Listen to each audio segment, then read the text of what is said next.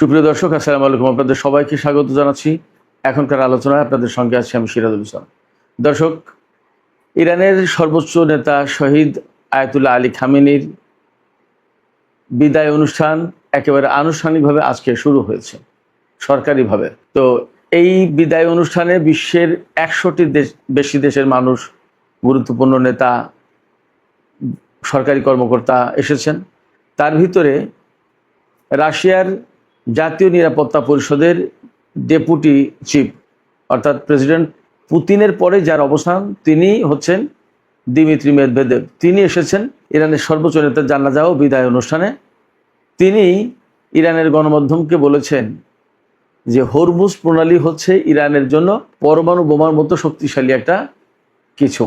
Medvedev আসলে এই কথার ভেতর দিয়ে কি বোঝাতে চাইলেন?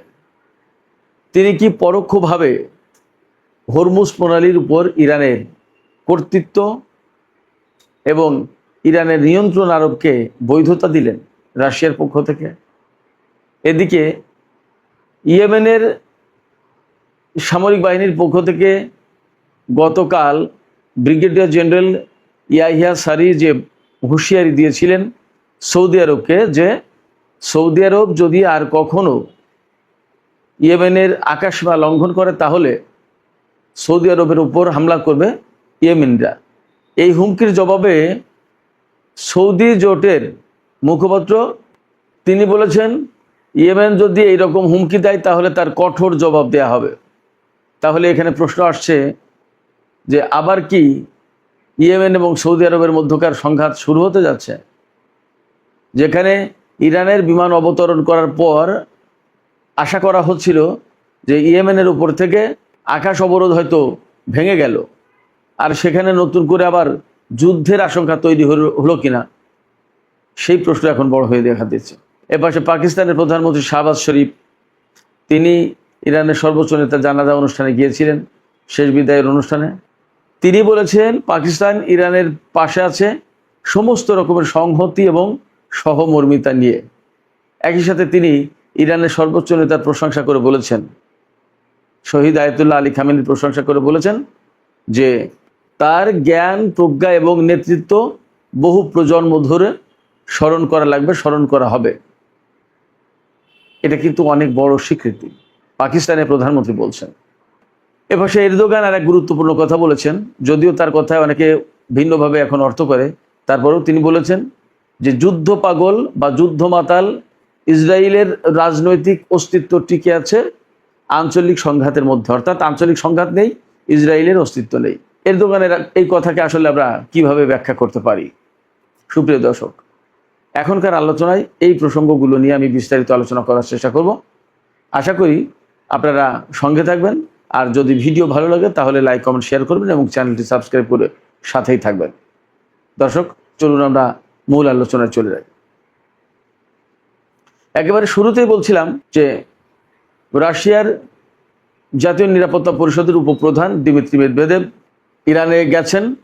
তিনি সেখানে ইরানের সর্বোচ্চ শহীদ নেতা আয়াতুল্লাহ আলী খামেনির জানাজা ও দাফন অনুষ্ঠানে যোগ দিতে এসেছেন। তিনি বলেছেন হরমুজ প্রণালী হচ্ছে ইরানের কাছে পরমাণু বোমার মতো শক্তিশালী একটা বস্তু। এইখানে প্রশ্ন আছে যে কেন তিনি এই কথা বললেন। আমার কাছে যেটা মনে হয়েছে সেটা হচ্ছে এই যে দিমিত্রি মেদভেদেভ এই কথার ভেতর দিয়ে কিন্তু টেকনিক্যালি ইরানের নিয়ন্ত্রণে বা ইরানের মালিকানাধীন যে হরমুজ প্রণালী, এটাই তিনি বুঝিয়েছেন। সারা বিশ্বের কাছে রাশিয়ার পক্ষ থেকে তিনি এই বার্তা দিলেন যে রাশিয়া ইরানের প্রতি সমর্থন জানাচ্ছে যে হরমুজ প্রণালীর কন্ট্রোল ইরানের হাতে থাকবে এবং হরমুজ প্রণালীর উপর ইরানের কন্ট্রোল বৈধ, অর্থাৎ তারা এটা কন্ট্রোল করার অধিকার রাখে। ব্যাপারটা যদি তাই হয় তাহলে এটা ইরানের জন্য একটা বড় ধরনের সমর্থন এবং অর্জনও বটে। সমর্থন মানে হচ্ছে রাশিয়া ইরানের পাশে আছে, ঠিক আছে, হরমুজ প্রণালী ইরান কন্ট্রোল করবে। আর অর্জন হলো যখন রাশিয়ার মতো এরকম গুরুত্বপূর্ণ শক্তি, পরাশক্তি, তারা যদি স্বীকৃতি দেয় যে হ্যাঁ ইরান এই হরমুজ প্রণালী কন্ট্রোল করার অধিকার রাখে বা রাখবে বা আমরা সাপোর্ট করছি, তখন ইরানের জন্য সেটা এক্সট্রা একটা পাওয়ার হিসেবে গণ্য হয়, সেটা আলাদা রকমের শক্তি হিসেবে বিবেচিত হয়। সেক্ষেত্রে এটা অবশ্যই ইরানের জন্য একটা অর্জন। চীনের পক্ষ থেকে একেবারে সরাসরি কিছু বলা হয়নি, কিন্তু এটা বাস্তব যে চীন কিন্তু ইরানের নীতির সাথে একমত এবং ভিন্ন দিকে যাবে না। এই কারণে যে যখন হরমুজ প্রণালী ইরান কন্ট্রোল করার জন্য বন্ধ করে দিল যুদ্ধের ভেতরে, তখন কিন্তু চীন বলেনি যে ইরান ভাই তোমরা এই হরমুজ প্রণালী খুলে দাও। আমেরিকা যখন ব্লকের সৃষ্টি করলো তখন চীন বলেছে যে এই হরমুজ প্রণালী দিয়ে উন্মুক্তভাবে স্বাধীনভাবে চলাচল করার অধিকার সবার আছে। এবং ইরানের যে বক্তব্য, এই বক্তব্যের জবাবে আমেরিকা কি বলবে? ইরানের বক্তব্যটা কি? ইরানের বক্তব্য হচ্ছে এই হরমুজ প্রণালী তার মালিকানাধীন জিনিস, এখানে আমেরিকার কি কাজ?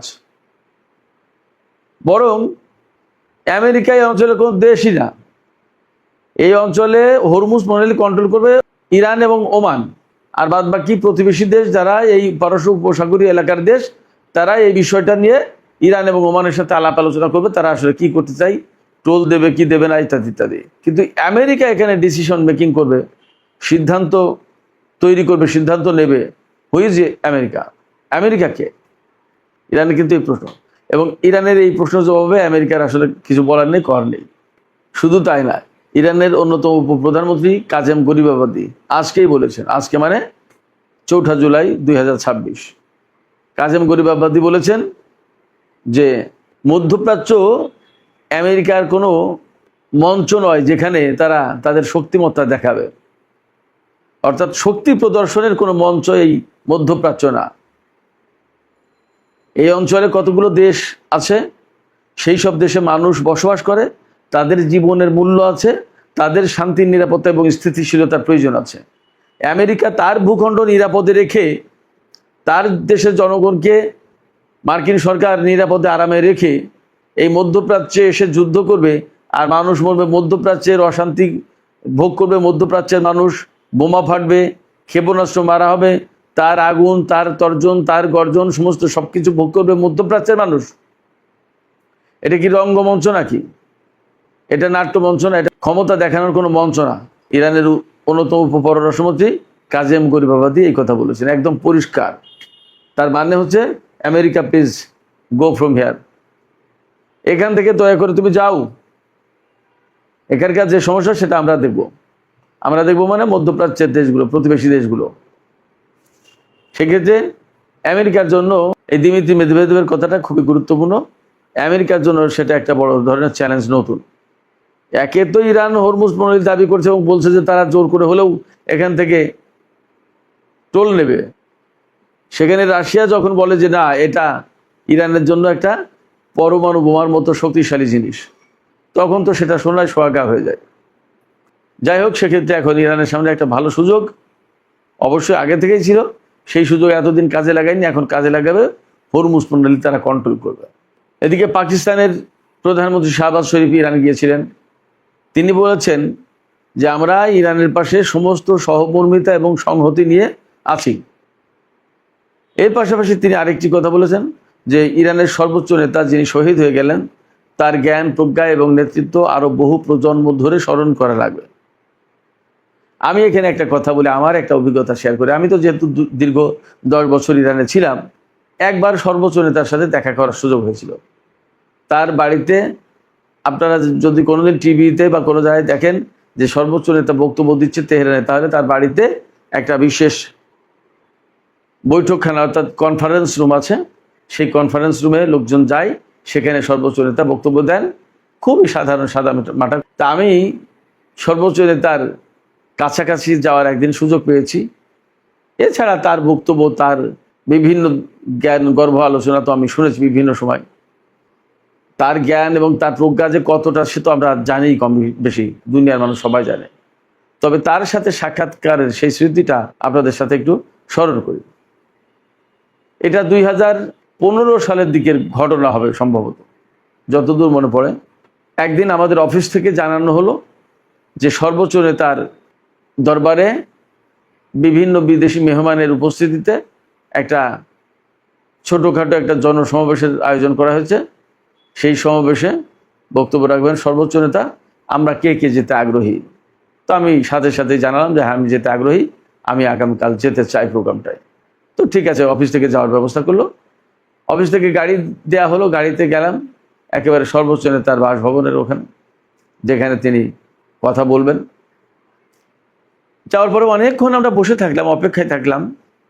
বিশ্বের বহু দেশের লোকজন, বহু দেশের, আফ্রিকা, ইউরোপ, বিভিন্ন দেশের লোকজন। তো সেই আমরা সবাই একটু অপেক্ষায় থাকলাম, অনেক লোক, তার সাথে ইরানিরা তো আছেই।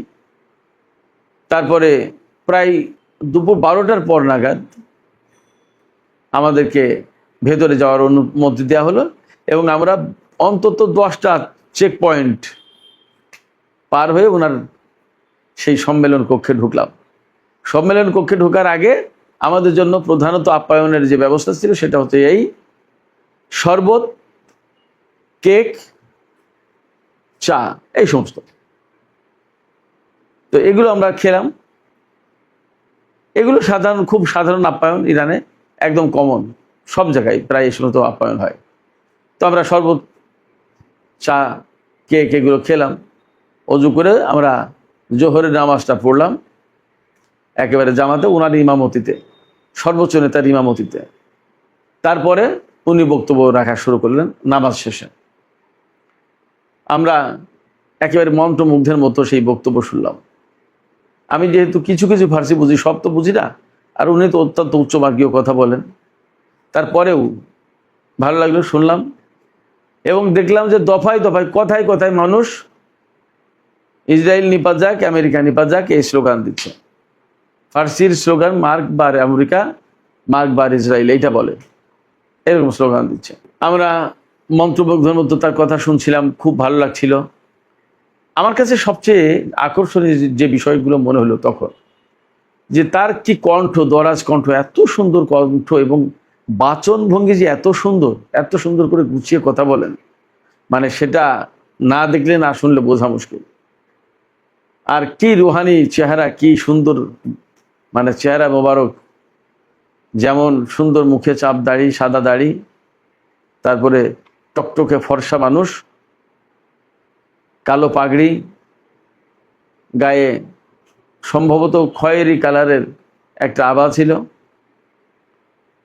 এই যে মানে তার যে ব্যক্তিত্ব, মানে অন্যরকম, তার যে প্রভাব এবং তার জন্য যে নিরাপত্তার ব্যবস্থা ছিল, বিরাট ব্যাপার। আমি শুনেছি ইরানের সর্বোচ্চ নেতা প্রতিদিন তার যে চালটুকু লাগতো সেই চালটুকু তিনি কিনে খাওয়ার ব্যবস্থা করতেন। ইরানিরা সাধারণত দুপুরবেলায় ভাত খায় আর সকালের রুটি, রাতেও রুটি, বেশিরভাগ ক্ষেত্রে এমন হয়। সেক্ষেত্রে চালের খরচ কম আর চালের দাম বেশি ইরানে। ইরানের সর্বোচ্চ নেতার পরিবারের জন্য যতটুকু চাল লাগতো প্রতিদিন, ততটুকু চালের ব্যবস্থা প্রত্যেক দিন করতেন, অর্থাৎ 10 দিনের চাল তিনি কিনে রাখতেন না। তার জীবন এত সহজ সরল সাধারণ ছিল। অসম্ভব রকমের সুন্দর ব্যক্তিত্বের অধিকারী এবং মানুষের প্রতি, দেশের প্রতি তার ভালোবাসা অন্যরকম। আর ইসলাম সম্পর্কে জ্ঞান গরিমা, সে কথা তো নতুন করে বলার অপেক্ষা রাখে না।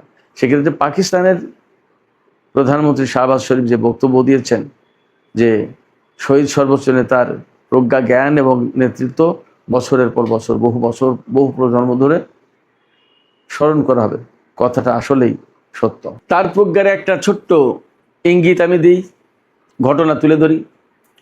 ইরানের সর্বোচ্চ নেতার প্রজ্ঞা বা জ্ঞান, গভীর জ্ঞান যদি শোনেন বুঝবেন। তিনি সবসময় বলতেন এই নিষেধাজ্ঞার কারণে যে ইরানি জনগণকে প্রতিরোধমূলক অর্থনীতি বাস্তবায়ন করতে হবে।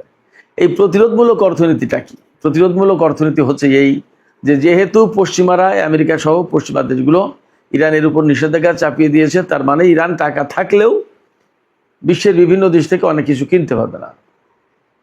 তার মানে ওরা ইরানকে দেবে না। তাহলে কি করতে হবে? তাহলে খরচ কমাও তোমরা নিজেরা প্রথমত, দ্বিতীয়ত তোমরা নিজেরা এটা বানানোর চেষ্টা করো। যদি নিজেরা বানাতে পারো তাহলে আর বাইরের মুখামুখি হওয়া লাগবে না, ওরা নিষেধাজ্ঞা দিলেও আমাদের আটকাতে পারবে না। এই যে প্রতিরোধ, অর্থাৎ নিষেধাজ্ঞা দিয়েছে, নিষেধাজ্ঞা ঠিক আছে, থাক, ওইখানে পড়ে থাক। এই নিষেধাজ্ঞা থাকলে এখানে, আর এইবার নিষেধাজ্ঞা দিয়ে আমাদেরকে যা করতে দেবে না আমরা তাই নিজেরা করি। অর্থাৎ নিজেরা গাড়ি বানাই, নিজেরা টিভি বানাই, নিজেরা মোবাইল বানাই, নিজেরা ফ্রিজ বানাই, নিজেরা যা কিছু প্রয়োজন তা আমরা নিজেরা বানাই এবং আমরা এটা ব্যবহার করি নিজেরা। আমেরিকার মুখাপেক্ষি আর না হই। আমেরিকার মুখাপেক্ষি যখনই হচ্ছে তখন তারা চেপে ধরবে। অতএব তাদেরকে প্রতিরোধ করো, নিজেরা নিজেদের কাজ করে, নিজেরা নিজেদের প্রয়োজন মিটিয়ে। এই যে প্রতিরোধমূলক অর্থনীতি, এ কারণে ইরানের উপরে এত নিষেধাজ্ঞা দেওয়ার পরেও ইরান নিজেরাই নিজেদের মতো সবকিছু তৈরি করে নিতে পেরেছে, আর এর সুফল ভোগ করছে যুদ্ধ থেকে শুরু করে সব জায়গায়। সুপ্রিয় দর্শক, এখন একটু ইয়েমেন প্রসঙ্গে কথা বলি। ইয়েমেন প্রসঙ্গে যে কথা বলতে চাই সেটি হচ্ছে, গতকালকে একটা ভিডিও করেছিলাম, আজকেও করেছিলাম, বলেছি সেখানে যে ইরানের একটি বেসামরিক বিমান সানা আন্তর্জাতিক বিমানবন্দরে অবতরণ করে, যদিও সৌদি আরব যুদ্ধ বিমান পাঠিয়ে ইরানের বিমান নামতে দেবে না বলে বাধা দিয়েছিল, কিন্তু ইয়েমেনের সামরিক বাহিনী হুঁশিয়ারি দিয়েছে সৌদি আরব যদি এইরকমভাবে আর একবারও ইয়েমেনের আকাশসীমা লঙ্ঘন করে তাহলে সৌদি আরবের উপর হামলা চালানো হবে। এরপরে ইরানের বিমান যেহেতু সেখানে নেমেছে এবং সেখান থেকে যাত্রীদের নামিয়ে নতুন করে যাত্রী দিয়ে ফিরেছে ইরানে, তাতে ধারণা করা হচ্ছিল যে ইয়েমেনের উপর সৌদি জোটের যে নিষেধাজ্ঞা, হয়তো সেই নিষেধাজ্ঞা বা অবরোধ বানচাল হয়ে গেল। এখন সৌদি জোটের মুখপাত্র তুর্কি আল ফয়সাল মনে হয়, তিনি হুমকি দিয়েছেন যে ইয়েমেন যদি আর এইরকম একবার হুমকি দেয় তাহলে আমরা ইয়েমেনের উপর হামলা চালাবো। তা 2015 সালে হামলা চালিয়ে 2021 সাল পর্যন্ত তো আপনারা যুদ্ধ করেছেন। এই যুদ্ধ করার পরেও আপনারা তো ইয়েমেনকে পরাজিত করতে পারেননি। এখন আবার নতুন করে হুমকি দিচ্ছেন কোন কারণে? ইয়েমেন কি আগের চেয়ে দুর্বল? প্রশ্ন ওঠে না। সেক্ষেত্রে আগের চেয়ে যদি দুর্বল না হয় তাহলে আপনারা ইয়েমেনকে হুমকি দিচ্ছেন, ইয়েমেন কি আপনাদের হুমকির ভয় পায়? অহেতুক সৌদি আরব যদি এই ধরনের কথাবার্তা বলে তাহলে নতুন করে আর একটা সংঘাত কিন্তু শুরুর আশঙ্কা আছে। সেক্ষেত্রে সৌদি আরবকে এখানে অবশ্যই দায়িত্বশীলতার ভূমিকা পালন করতে হবে। সৌদি আরবের ওই কর্মকর্তা বলেছেন যে ইয়েমেনের নেতারা নিজেদের দায় দায়িত্ব ঠেকানোর জন্য ইয়েমেনের জনগণের কাছে যে অন্যায় করেছে সে অন্যায় ঢাকার জন্য এখন সৌদি আরবকে হুমকি দিচ্ছে। ইয়েমেনের নেতারা সেই দেশের জনগণের উপর কি অন্যায় করেছে? সৌদি আরব যদি ইয়েমেনের উপর যুদ্ধ চাপিয়ে না দিত তাহলে কি এই পরিস্থিতি হতো? ইয়েমেন অর্থাৎ ইয়েমেনকে সৌদি আরব করদ রাজ্য বানিয়ে রাখতে চায়, কিন্তু মনে হয় সেই খায়েশ আর পূর্ণ হবে না, হওয়ার কোনো কারণ নেই। সুপ্রিয় দর্শক, এখনকার আলোচনা এখানে শেষ করতে চাই। যাবার আগে আমি আপনাদের কাছে জানতে চাই, আপনারা কি মনে করেন সৌদি আরব যে হুমকি দিল যে ইয়েমেন যদি আর এরকম কথা বলে তাহলে তারা ইয়েমেনের বিরুদ্ধে হামলা চালাবে, আসলে কি সৌদি আরব ইয়েমেনের উপর হামলা চালিয়ে পার পাবে? ইয়েমেন আগের চেয়ে তো দুর্বল না, তাহলে কি ইয়েমেন তাদেরকে ছেড়ে দেবে? আপনাদের কি মনে হয়? আপনাদের মতামত জানিয়ে কমেন্টে লিখতে পারেন। আর ভিডিও ভালো লাগলে লাইক কমেন্ট শেয়ার করবেন এবং চ্যানেলটি সাবস্ক্রাইব করে সাথেই থাকবেন। দর্শক, এখনকার মতো আলোচনা এখানেই শেষ করতে চাই। আপনারা সবাই অনেক অনেক ভালো থাকুন। আল্লাহ হাফেজ।